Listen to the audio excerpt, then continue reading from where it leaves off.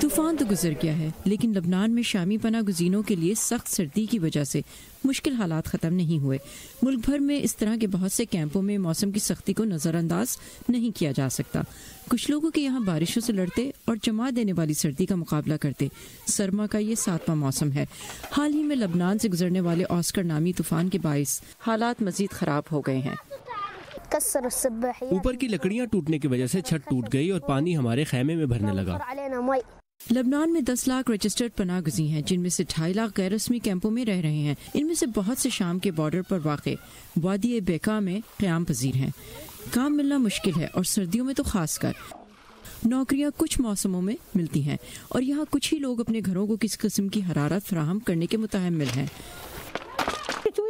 ان سردیوں میں ٹھنڈ کے ساتھ بارش رہی ہے اور میرے پاس آگ جلانے کے لیے لکڑیاں خریدنے یا ایندھن خریدنے کے لیے پیسے نہیں۔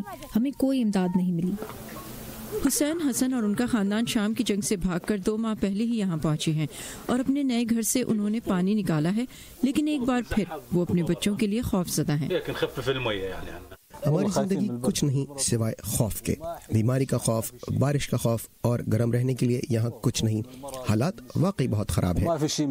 لبنانی حکومت باقاعدہ کیمپس نہیں بنانے دیتی اور عطیات میں کمی کی وجہ سے انسانی حقوق کے اداروں کو حالات رہنے کے قابل بنانے میں پہلے سے کہیں زیادہ مشکلات کا سامنا ہے۔ بستیاں پلان نہیں کی گئیں، آپ جانتے ہیں کہ پابندیاں ہیں۔ لبنان میں ہم باقاعدہ پناہ گزین کیمپ نہیں لگا سکتے اور فنڈنگ میں ہر سال کمی آتی جا رہی ہے۔ حالات اور بھی خوفناک ہو گئے ہیں۔ شام کے بارڈر پر وادی کے اطراف میں واقع سرد پہاڑوں پر برف کے طوفان میں لبنان آتے ہوئے 16 شامی جاں بحق ہوئے۔ میشان عابد اپنے خاندان کا انتظار لبنان میں کر رہے تھے۔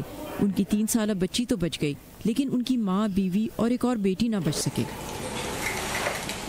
میں خوفزدہ تھا کہ وہ پیدل یہ راستہ عبور کریں گے، لیکن اس کے علاوہ کوئی چارہ نہیں تھا۔ اس دوران اس کی ماں مر گئی۔ ہمارے حالات آسان نہیں۔ میری بچی نے بہت تکلیف اٹھائی ہے۔ یہ بچی خوش قسمت ہے کہ بچ گئی، لیکن ابھی یہ سردی اور بہت سی سردیاں باقی ہیں۔ جان اوونز کے ساتھ صبا شاہ خان، اردو VOA۔